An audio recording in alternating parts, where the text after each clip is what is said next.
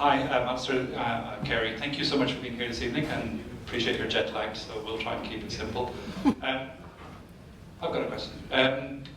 There's been a lot of news over the last couple of months, years about software causing a lot of issues. Software that in some cases is mission critical, but in some cases it was not expected to be mission critical. I'm thinking of two examples. One is Boeing, and the challenges they've been having recently with MCAS, etc., a couple of years ago. Another example is the Fujitsu situation in the UK with the post office, where they created some software for basically post office branches to manage their accounts. Turned out there was some major bugs, and ended up that several hundred people went to jail. Some people committed suicide. It's a major ongoing scandal. So, in your experience, and this is kind of a big picture, but how does Agile and the process of breaking down stories really get to the end users and the true use cases and try to avoid these type of situations? All right, let's see if I can find a story around that. So, I'm going to go way back to about 1984, 87 time frame. And Smalltalk had come out and was given to Tektronix. And there was an older senior programmer and a junior programmer, and they started just playing with it. And the older programmer is Ward Cunningham, and he's the inventor of the CRC cards and the wiki webs, of which, like Wikipedia is an example, and other things. And the junior programmer was Kent Beck, and he's the author of Extreme Programming and helped with the CRC cards and all of that. And they would just work, and they just would play and do things. And I took classes from both of them. And one of the things that they would do is they would get stuck on some problem, and then after lunch, Ward would say, well, let's see what's the least we need to do to make some advance, and just see that we're not going into a dead end. Like, not try to solve the problem. Let's just do enough to see that we're not going into a dead end. And this could be like scaling or performance or API compatibility or whatever. And they would do that. And then they would work, because it was Smalltalk, in these really nano incremental steps. You write a couple of lines of code and you run it. You write a couple of lines of code and you run it. You write a couple of lines of code and you run it. So these two developed a way of working which is called growing software, and it was written up in the No Silver Bullet article by what's his name? Who did the Mythical Man month? Who's the guy? You know what I mean. The point is then that they both end up working on Wall Street, and on Wall Street things move very, very fast. And Ward would have to say to his people, he said, when you come in on Monday, don't expect that next Monday you'll still have the same problem. Like, we can freeze like your projects and hold still for like a week, but on Friday when you go home, assume you will never see that code again. So make sure you're done. You see how that is? We have a sprint, a 1 week long. Very dynamic. At the same time, Kent Beck was working with traders, and he would walk down the hall and say, what do you want? And the person would say, I want this. Why are you still standing here? So he would go back and program and do that. And that's the origin of the user stories, where you walk back and forth. The thing is, in a certain sense, all of Agile is trying to recreate Ward and Kent walking down the hall and asking what they wanted to do and stuff, right? Like this. And there's a sense in which we're all just trying to recreate those two people talking directly to the user and incrementally growing all of this stuff. So now when you ask a sort of a loaded question there, you said, how can you guarantee that the functionality gets to the end users? Well, that was there from the beginning, right? Ward and Kent delivered stuff every week to their end users, and the end users said yes or no, and they fixed it. But that wasn't your question, because the question, how does Agile get users, things to the end users, it's always been that way. That's the second value of the manifesto, working software, value for customers, etc. That's the ground level. The trick in your question is when you get to mission critical software. And there, I would say there's a kind of a detour that you have to make in the early days of Agile extreme programming and stuff. There really was a question whether you could do it for mission critical software because the testing is so heavy. And I love to live in graphs. I like that says the more you do here, the more that goes there. And there was an interesting moment when someone said, "Can you use Agile for avionics?" And I went, "Wow, that's really interesting because on the one hand, yes, but on the other hand, no." And then I realized that when you're doing something like avionics, the priority of your project, your priorities change over time. Agile is really great for exploring a space, discovering things, finding out where you're missing things, finding out where you're wrong, learning. Well, in avionics, there's a period of time when you get started when you want a lot of learning. You want to prototype the cockpit, put pilots in it, you want to try this and you want to try that, and can they do this and can they do that? And there's a lot of questions. And then, so agility, I came to see, is a prioritization.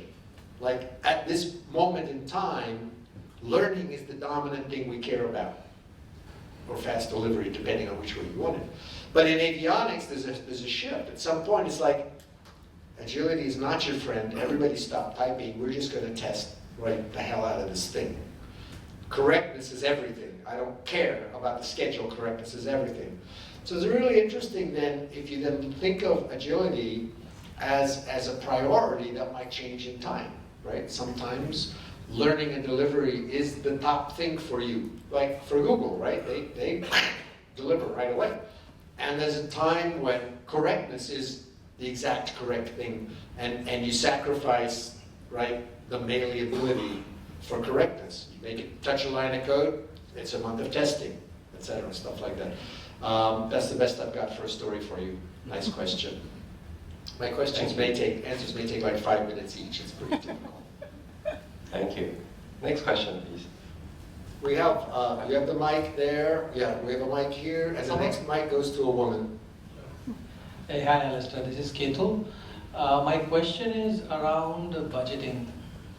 So what I've seen so far is when an initiative starts, let's say beginning of the year, your backroom planning which has already happened last year, right? So some of the initiatives which are starting from January and from Q1, Q2, Q3.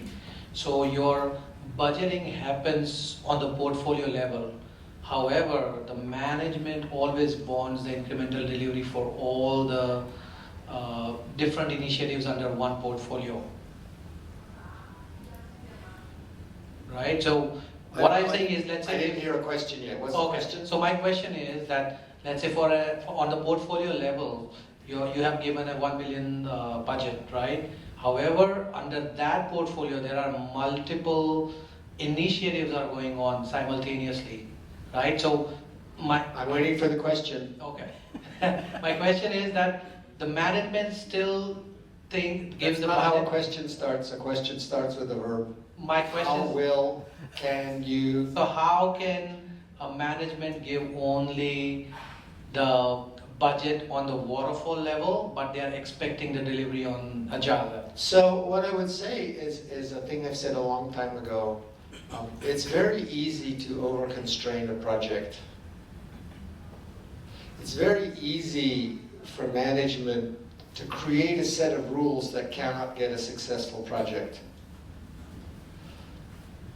And in those cases, if the management likes to do that, there's no avenue to succeed, right? Actually, even if you do Agile, there's no guarantee to succeed.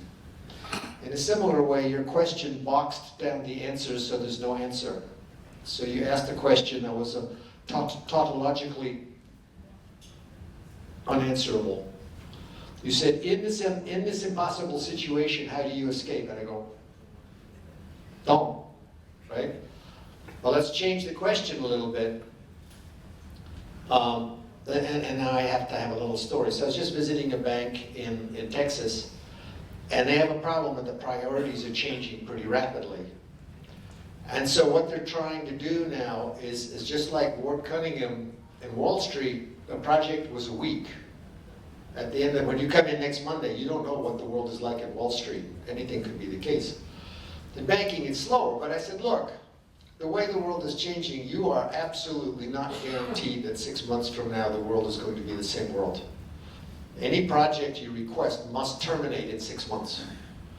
And I like quarters, personally. So I said, make it so every team, just like Ward Cunningham of the week, right? At the end of every quarter, every 3 months, everybody is done, tested, integrated, ready to go. If you deliver or not, that may be a separate question. You're done, you may never see the project again.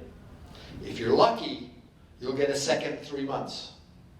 But absolutely nobody planned on anything long. Now you said, but you do annual budgeting. So don't do annual budgeting. Don't do it. Why would you do annual budgeting if the world changes every quarter? Right?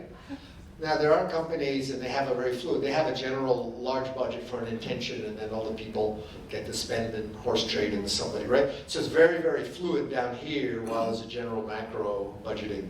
That's all I've got on that topic. Nice question. Yes, please, Anna, you must have a question. I knew it would be you. I'm Anna, I'm from OCBC, World's Strongest Bank in 2013. Just advertisement. Bank of Singapore is part of OCBC group. My question is, do you have a success stories that we can leverage Agile in the real estate construction? In real estate construction? Yeah, because as you know, in real estate you have the structural engineering, architectural, electrical, mechanical. Yeah, so I'll tell you a story. I'll tell you a story, and it's a lovely story. It's one of my favorite stories. I was writing the book called Crystal Clear. And Crystal, we have a microphone. The lady asking for a microphone over there. It's cool. 2 mics, one goes to a man, one goes to a woman. This is going to be sweet. Thank you very much. Crystal Clear is aimed for small teams, like 3 people to 9 people sitting in a room, right, like that. And I have techniques like blitz planning and all this kind of stuff, burn down charts and whatnot. Well, one day I was on the airplane going from Salt Lake City to Boston, and I got upgraded to first class. And so I'm sitting in first class, and I go, you know, maybe really cool people sit in first class. And I look at the guy next to me, and I go, I wonder who's sitting in first class. Like, this guy probably paid money for his seat, unlike me. He paid money for his seat. He could be a cool guy. What do I know? He had cowboy boots on and jeans. So I turned to him and I go, no, what do you do? And he says, design airports. And I went, excuse me? How many people literally can say they design airports? I mean, literally, how many people do that? And I said, no, you know, like what? Thinking like he'd give me some funny terminal, some funny answer. He says, well, I just finished the E-terminal, so Delta has a hub in Salt Lake City. I just finished the E-terminal for Delta in Salt Lake City, and I'm now doing the new Delta terminal for Boston Logan. I went, holy cow, who am I sitting next to? So then I just started asking him, you know, like, how do you work?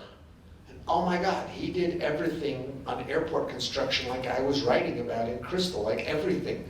Now, we do in Crystal, you know, we do like, you do some work and you integrate it and you deliver it, right? You can't do that in construction, but it would be called early integration. So I said, well, do you do early integration? He says, oh yeah. I said, but you're in construction, so how do people like do that? How do you get them to do that? He says, well, we have payment milestones with integration, early integration of the bits of the thing. So I said, but construction people are very notorious for not telling you when things are going wrong. How do you deal with that?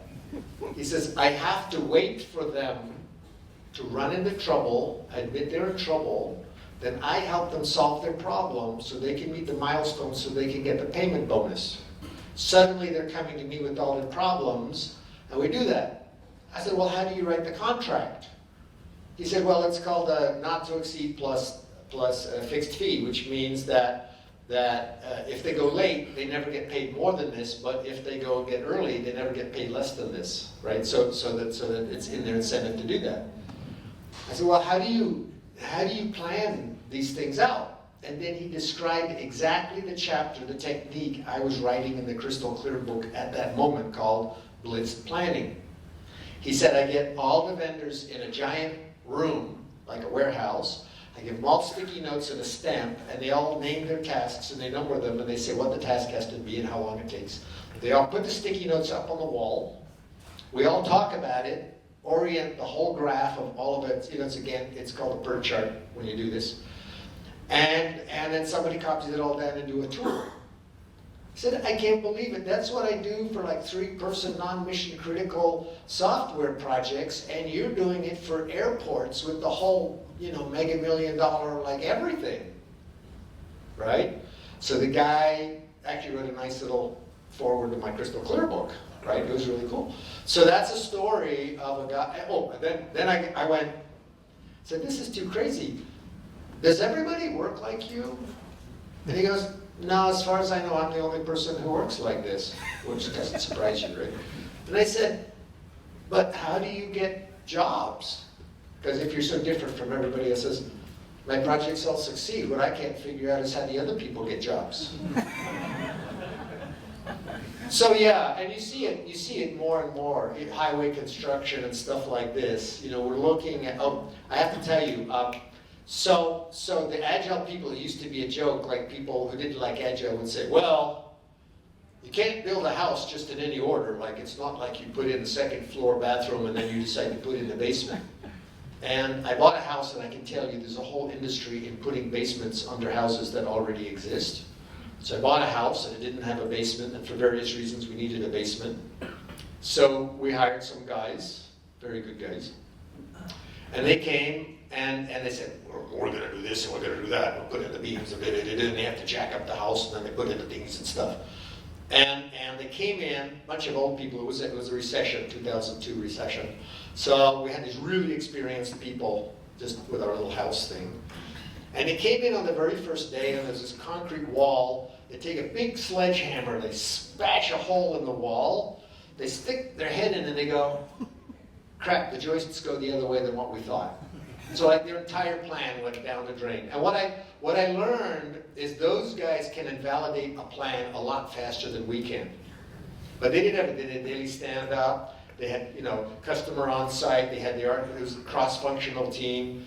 Everything we did the YAGNI. We did everything on that. So yeah, it can be done. Houses, highways, airports, all of them.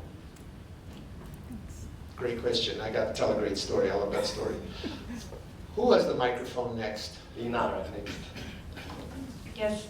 Could you pass it to Nathaniel? Hi, Nathaniel. Thank you. Hi, Alistair. My name is Lina. I'm a product manager. So for work, I interact a lot with engineers, stakeholders, executives, and all that. And my goal is just to deliver a software which is a product which is of value, of course. So can you share some practical advice on how to handle objections when people tell you why you shouldn't be using Agile and refer to Agile Manifesto? Like, I think I've already heard all of the excuses. I've actually listed them down. Like, oh, this process is not applicable to backend because on frontend you can do Agile, on backend you cannot.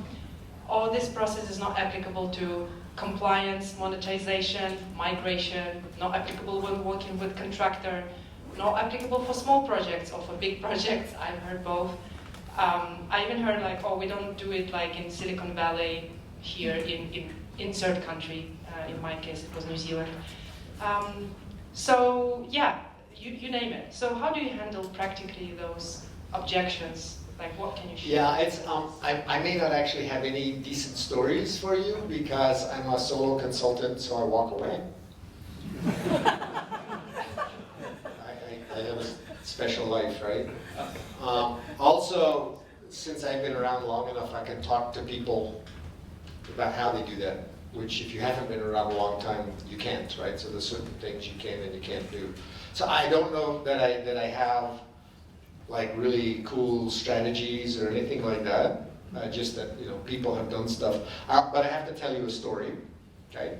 So I was recently in Europe hired by a couple of really high-end luxury name brand companies that make very expensive handbags and things like that. But I won't mention the name because there's a couple of them, it's fine, one of them.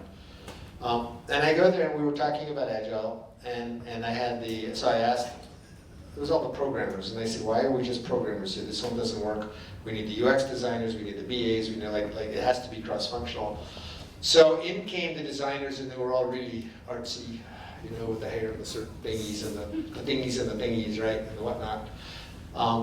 And the one of them was the guy who was very articulate, and he waxed eloquent about how when you do the UI design, the UX design, it has to have a pattern and a smoothness and thing and be all the rest. And so you couldn't do this incrementally, and you couldn't use Agile, and so basically all the programmers had to wait till they had their beautiful everything done and stuff. And I said, well, actually that's not true, because we've done it many times without it. And I'll tell you how, right? And that's the difference, right? And I'll tell you how.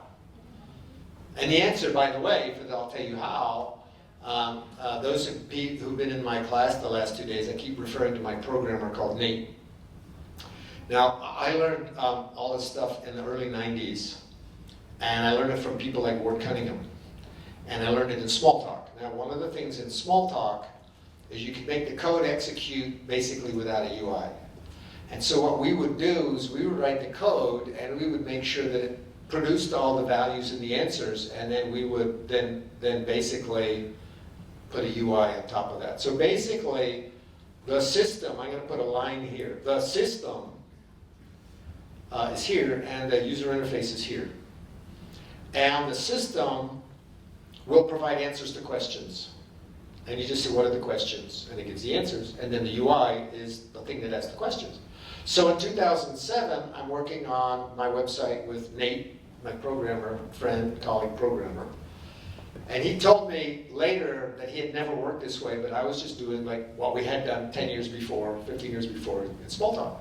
And I said, any question that the UI might ask is a service request from the system. So it's a content management system, and you want to know, you look at a page, you're going to know what was the rating on this article. How many hits have been on this article? How many comments are there on this article, right? Da-da-da-da-da-da. All of those are questions that the UI. So we developed the entire system. I said, just make it come out on the web anyway. I don't even care. Just let it spew stuff out. All I care is that when we ask this question, the answer comes out.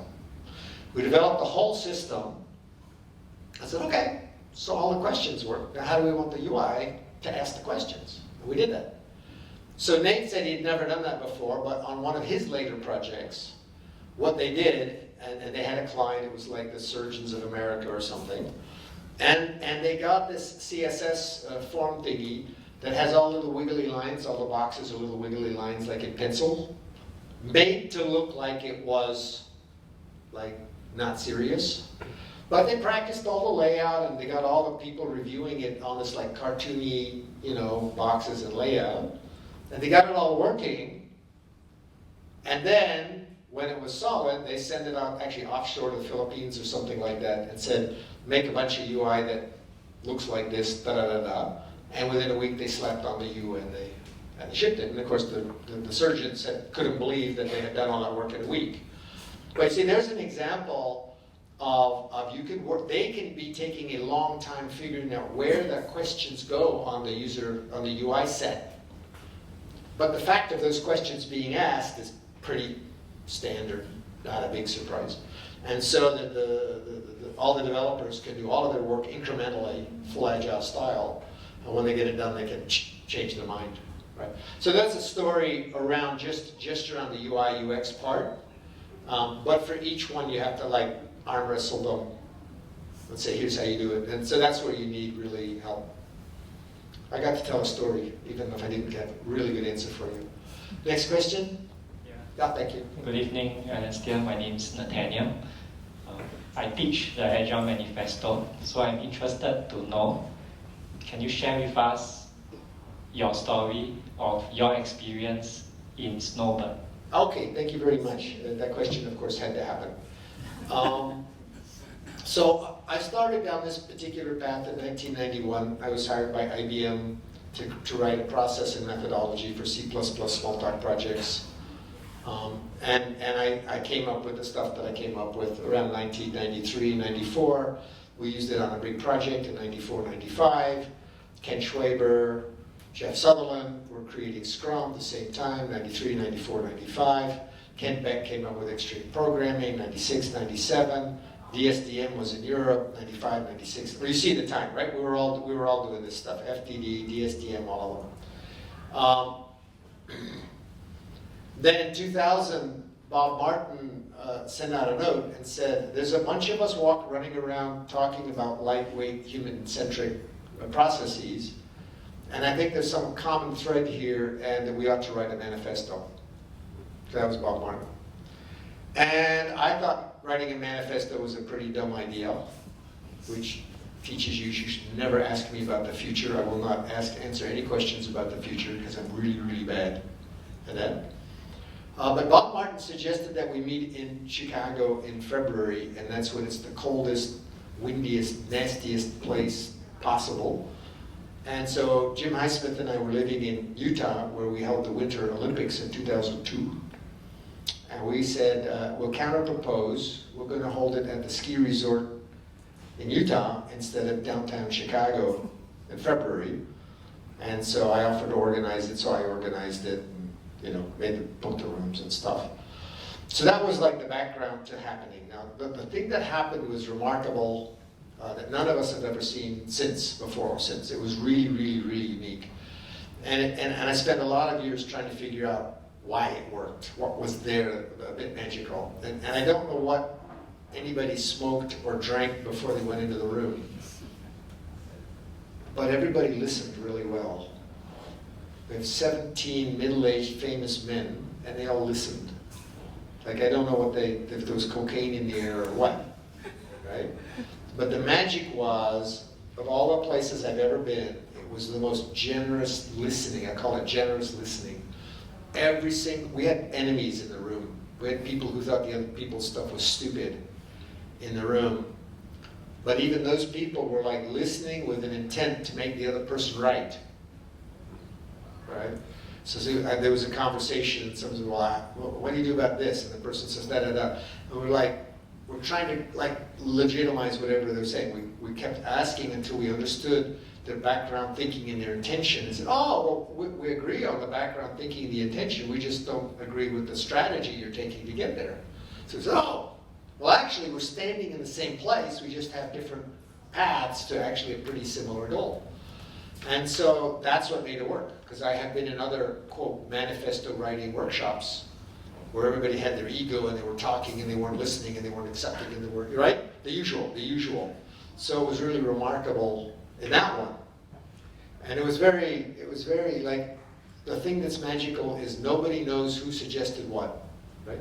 Who suggested the name Agile? Who came up with this over that? Nobody knows. It was like such a conversation of ideas moving around and people adding, just adding, and then going, and when we finally had the manifesto, we sat 17 people in a semicircle around the whiteboard, and we wordsmithed every single word. Like, okay, we are uncovering da-da-da-da-da.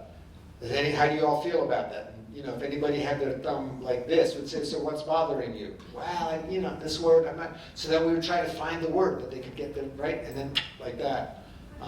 So mine was, they had working software over documentation. I said, I can't sign up to that. Documentation's too important. So we got comprehensive documentation. We're trying to find a word that means too much, right? So documentation's okay.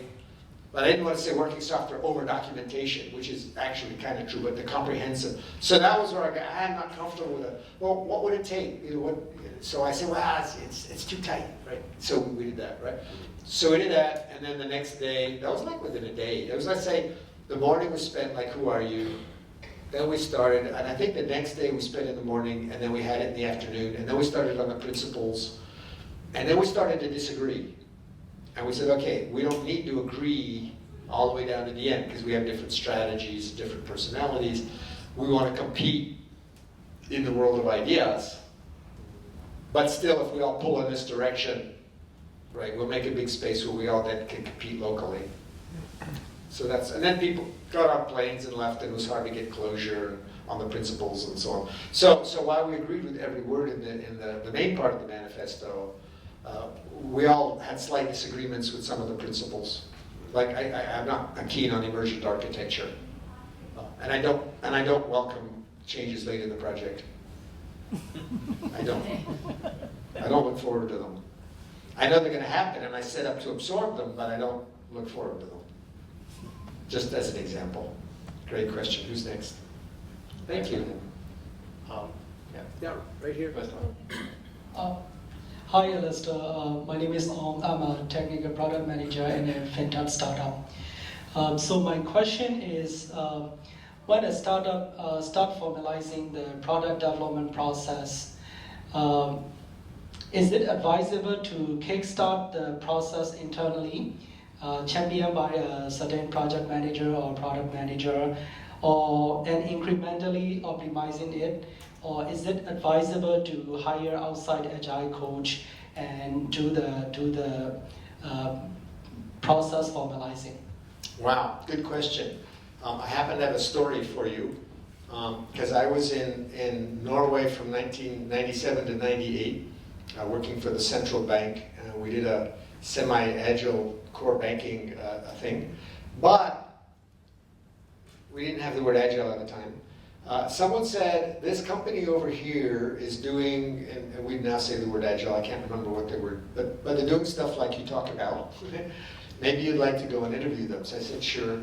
So I went over and I spent a couple of hours with them, and it was amazing. You know, they already, in 1998, had cut down work requests. They had already decided that they should be 2 to 3 days long. Like in 98, nobody else was doing that, right? And they described, the guy says, oh, we don't have a process. And then he described every single thing, like how they got requests and how they sliced it, how they onboarded new people and where they set. It was amazing. The guy just went, it was all there. And I said, but here's the point to your question. I can't remember exactly what I asked him, but he said, you know, it's funny. We brought in a consultant originally to tell us how to set up. And we rejected their ideas and made them go away. He said it's actually turns out to be super important that we constructed this. Like, I think if we had shown up and told us to do this at the beginning, we wouldn't have done it. So I learned from that you have to either create or at least tune and tweak. So even if you start with Scrum, or even if you start with Safe, or even if you start with anything, you have to tune and tweak it and let the people shape it to themselves. And that's critical for the adoption. So the self-adjusting is a critical success factor for the acceptance of the process or the methodology. So if you come in, somebody comes in and says, do this, right? And ING is famous, and so I'll tell you a little ING story. That maybe I'm allowed to. I spent a couple of days with them interviewing everybody and trying to understand their transformational journey. And they did a great job. This was 2017. They did it. I said, congratulations, you did it. You transformed. You got the whole thing. It's excellent. Da, da, da, da, da. And then they said, well, now the big bosses want us to roll this out to all the countries. Now, I'm hearing the echo of the people in Norway at this moment in my head. And I said, that's not going to work. No, but we're so successful. And so I didn't tell them the story of the Norway. What I said, to make it short, was I said, that looks like Dutch imperialism round 2, which you guys here in Indonesia might relate to. And they said, yes, but we have to merge with Belgium. I said, do you think the Belgians are going to listen to you? Belgians aren't going to listen to the Dutch, right? So you're in trouble, because the self-creation, that what happened in ING, they created their own answer. It took them years. They created their own culture, their own answer. That's why it stuck. They could take that formula and apply it to Belgium, and the Belgians would reject it. Even if it would be perfect for the Belgians, they would reject it. Right? So to your question, that self-tuning looks to be a truly critical element in adoption. of processes, methodologies, all of these kinds of things. So that's my answer. So you might get a coach, but the people have to they have to fit it around themselves, and then feel it's like theirs. Great question. Hi, my name is Michaela. I'm a consultant, an Agile coach. And I have a question that's actually relating to the two previous ones. It's around simplicity is essential, so the Agile principle. And my question is, well, let's first say this. I feel there's a large tension, right? Simplicity, of course, is essential, especially for the teams that are delivering the value, right? But depending on where you look at it, from the top, it's always more simple if you can implement, for instance, a transformation or a culture shift from the top down. Whereas the teams themselves, they have more simplicity when they can do their thing without too many rules from above, right? So there's like this tension between what's happening on the floor and what happens on a strategic level. And you can never do really good for both sides in a way. So there's a polarity. So I'm now thinking of a story that illustrates the point I want to make. In 2001 or 2002, I took Jerry Weinberg's class, 24 people, it's a week-long problem-solving class. And it's sort of the final activity. We broke into 2 groups of 12, and each group had to construct a puzzle for the other one to solve, right? So we spent half a day constructing the puzzle, and then we had 1 hour, and we did a debrief, and we did the other one, and we did a debrief, okay? Creating the puzzle is a messy, messy, messy process. Ideas come, ideas go. There's no process to the creation of the puzzle, right? It's just a big, messy story. Didn't bother me, didn't bother my teammates. When the other team set the puzzle on us, we got done with it, and they did it, some kind of an inner circle, outer circle. They were really, really, really frustrated because although they had a nice puzzle for us, the process of creating the puzzle was messy. It didn't have a shape, it didn't have a sequence, and they were completely bent out of shape. They were really, really annoyed. They were disturbed because it didn't have a linear flow to it. And so what I learned from that was while the final result may look tidy, the creative process is messy. So things that look simple from above, it's simple if I tell you all what to do, has a presupposition that the creative process is tidy, which it's not. Right? So it looks simple and it's wrong. Waterfall is simple, it's wrong. Right? The creative process is messy, and that's why things like Scrum and stuff work. And it's very unsettling for the people above, because they can't tell what's going to happen. But on the other hand, if the people deliver results every month, you don't have to worry how messy it is. So Agile goes hand in hand with deliveries. And if you don't deliver every month, well, then then I don't know what you're doing, right? Then you're lost. But if you deliver every month, after a couple of months, management knows you're going to deliver every month. They can tell you which way to go, but they know you'll deliver every month. So then they stop worrying. And I've got more stories like that, where there was a waterfalling organization. This person was doing Agile. They had payment milestones every 6 weeks. And they said, how did you present what you were doing to management? Because they're all like waterfalling. He goes, after the first couple of payment milestones got paid, they didn't care. They were getting paid every 6 weeks. They didn't do whatever you want. We're getting paid every 6 weeks, right? So that it's a false simplicity, I think, from above, trying to make the creative process tidy. The answer is if you deliver every month, then nobody cares anymore. Many, many, many stories like that. Great. Next question. Who else? Oh, Hi, you guys are all stacked up here. I'm sorry.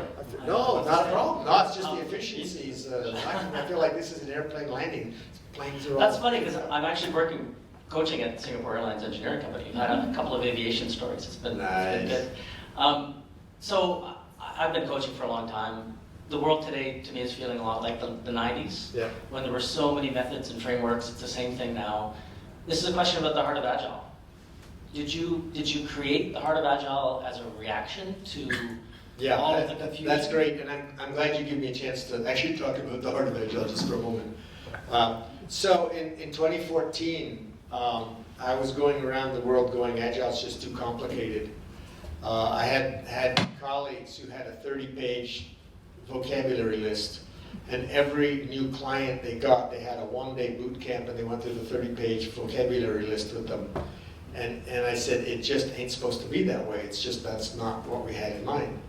So I started just trying to get to what's the essence of it, right? And then in Australia, where I'm going, a friend of mine, Craig Brown, I was in his kitchen, and he says, he's so cute. He goes, look, Alistair, you haven't written a book in a long time. You're not on stage anymore. Your shit works. Their shit doesn't work, but they're on stage. You got to get back on stage, and what you have to have a logo, you have to name, certification scheme, table stakes, get going.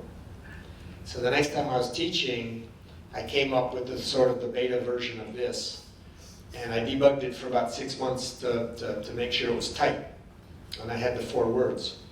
And since then, many of the people from the 90s use these 4 words to introduce Agile. Nobody reads the manifesto anymore. It's too long. It's got entire sentences. They've got verbs, direct objects, periods. Like, nobody reads that stuff anymore.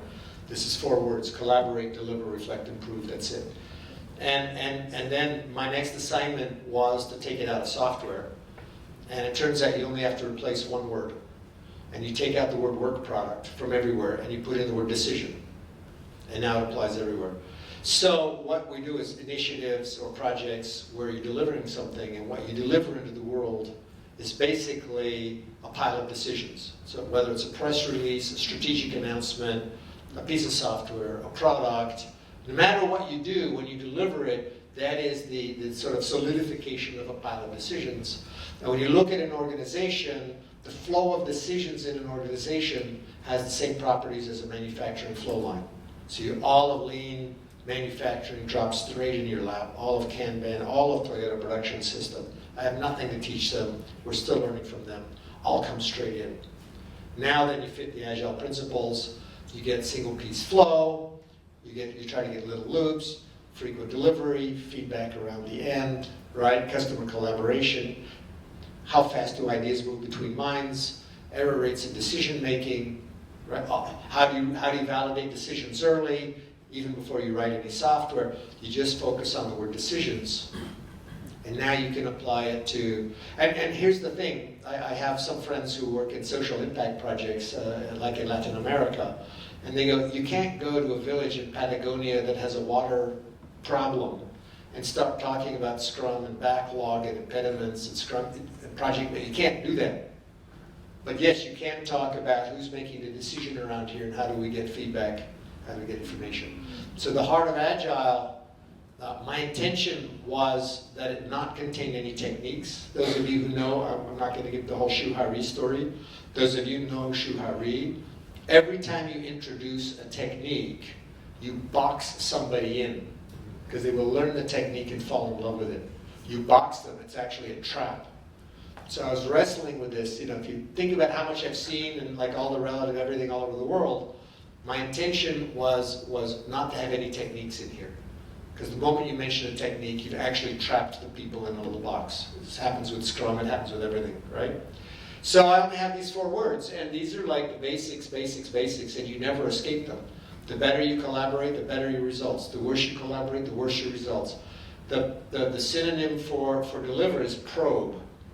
So full delivery you might not do, but you got to touch the world. Survey, demo, like talk to the people on the street. Anything, you have to touch the world, because the world works differently than you think it does.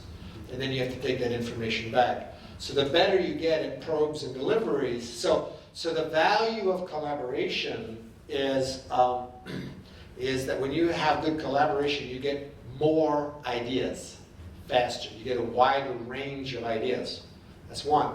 2, you break ideas faster. For example, I mentioned to Victor I wanted to teach a class this Friday on the 9th.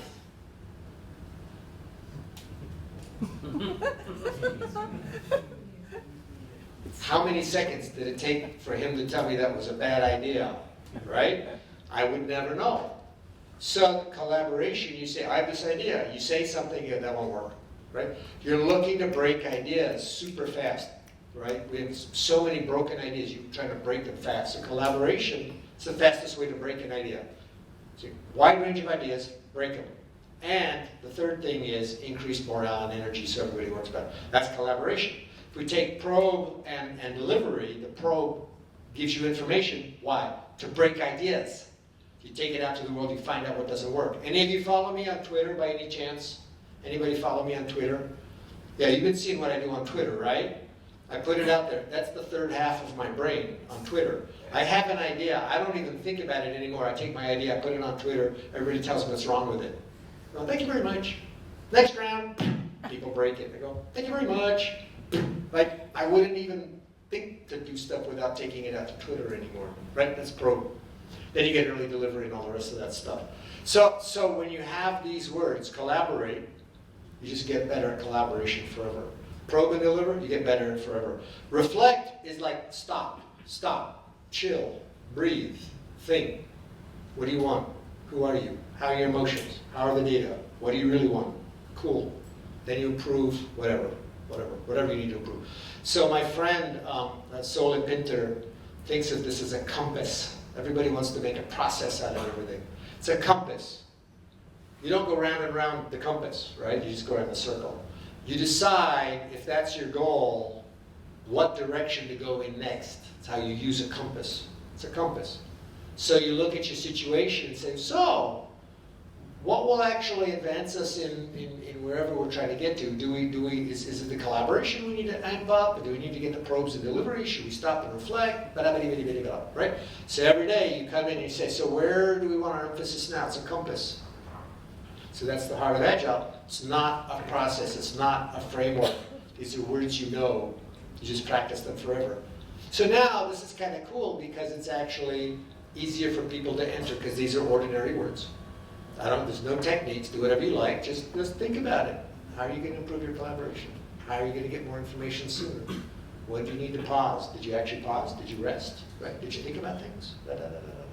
So that's the heart of Agile, and I'm out of methodologies anymore. Like I did that from 1991 to about 2006.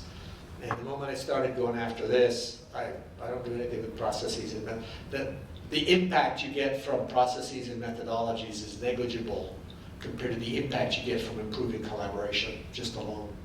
Yeah, thank you for the great question. I have a question. Okay. Hey, you've got both mics. Yeah, I'm You can ask two questions at once. Just do this. We'll get it in stereo. All right. So when we talk about Agile, we say it's a mindset, right? More than any process, as you said, you didn't want a perfect scheme of things or a process, right? But more often than not, we come across this mindset that we've always done it this way. We don't want to change it, or their mindset does not change. I mean, specifically, I'm talking about my previous organization where the management was not ready to change. Right. Now they were doing Agile, but very waterfally or those kind of mindsets, right? So how can we actually, as Scrum Master, so I'm a Scrum Master at OCBC, what can we do at that level so that the management on the top can change? How do we? Yeah, so that's really good. So you really touched on a question. I haven't heard this a lot. I used to hear this question all the time. And there's a category of questions that I refuse to answer, of which yours is one. And that question is, how can I make it so those people over there do what I want them to do when they don't want to do it? Okay? Now, first of all, I'm not going to touch that question, right? Because if I had the answer, our friends in North Korea would use it. So I don't want to know an answer. I don't think it can be done, and if it can be done, I want to know what it is, because then somebody might ask me, right? So now I'll reframe your question. Management doesn't want to do what I want them to do. Alistair, how can I get them to do what I want them to do when they don't want to do it? I ain't touching that. Now, I've got two stories for you. And the one is an unhappy story, and the other is a happy story, right? So I was on this fixed price, fixed time contract in 1994, 95. And it was successful, 18-month delivery every 3 months. using all the kind of pre-agile flavors of things. And the project manager was a classical project manager, and he had to do a Gantt chart. Okay, now talking to me about a Gantt chart, it's not going to get you very far. And I was in charge of the methodology that we were going to use on this fairly large project with 40 people and small talk and stuff. And so his assistant, also a guy, middle-aged guy, who's basically just a paper chaser, and he comes to me and he says, so Alistair, I have to do this Gantt chart, and I'm told that I don't challenge anything you say, I just write down whatever you say. Okay, we have 13 weeks in a quarter. When are you going to start requirements? And I said, on day 1. Cool. When are you going to finish requirements? I go, I don't know, about, let's say, 4 weeks before the end, 9 weeks. And he goes, it's pretty weird, like you're going to design and program pretty fast, aren't you? When does design start? Oh, after the first week. When does that end? Well, let's say 3 weeks before the end, at the end of 10 weeks. He goes, all right, I'm writing this down. I'm not asking any questions, I'm writing this down. When does coding start? Oh, at the same time design starts. Well, when does the coding end? Well, I don't know, like 2 weeks before the end. He goes, you know, this is not making very much sense to me, Alistair. And when does testing start? I said, well, we'll let it go for a month and then we'll start the testing. And when does testing end at the very end, right? He goes, you're not helping me very much, right? At the end of the project, okay, we did the whole project, delivered every quarter, successful, happy client. They were still using the software 10 years later, still maintaining the small talk, all of that sort of stuff. The project manager says to me, we succeeded despite the funny way you ran things. The point is, having a success is no guarantee of convincing anybody of anything. Right? Now, the happy story is, there are stories, if you deliver every month, they'll stop asking questions and just be in dialogue with you, right? They got paid every 6 weeks, bosses stopped asking, they didn't want any Gantt charts, they just wanted the money to show up every 6 weeks. So really, delivery is the thing that produces trust, right?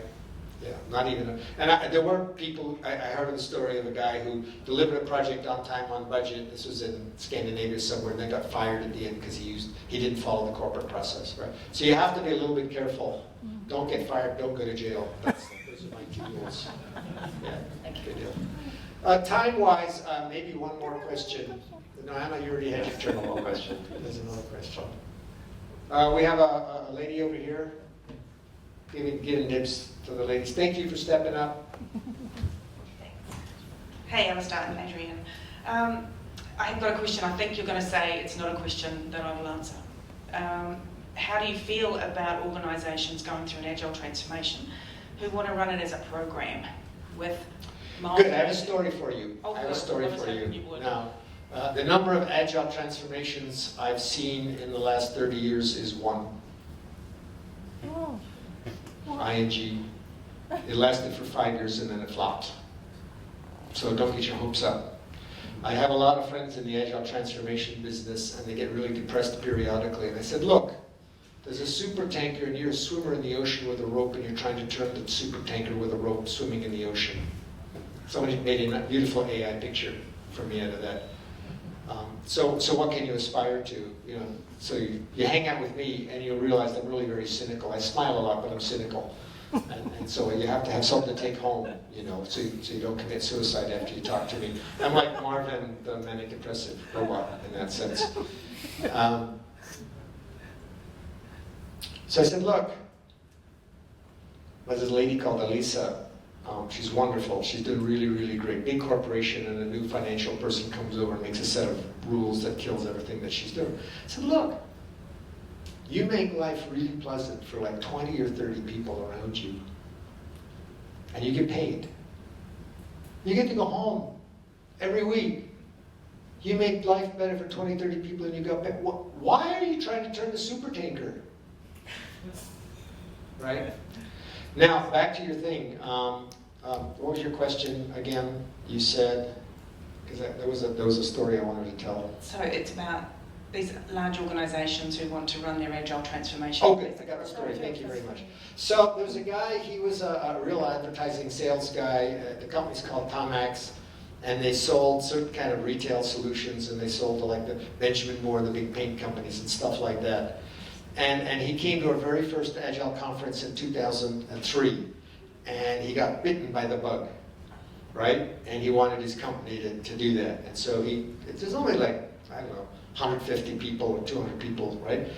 And he came back in 2004. We had an executive track, and he came back in 2004, and he said, what I learned in the last year is you don't transition projects, you transform people. Transitioning projects you could put on a Gantt chart, transforming people you can't put on a Gantt chart. But that was him after years. I'm just quoting him, that's the story. So yeah, you're turning a super tanker.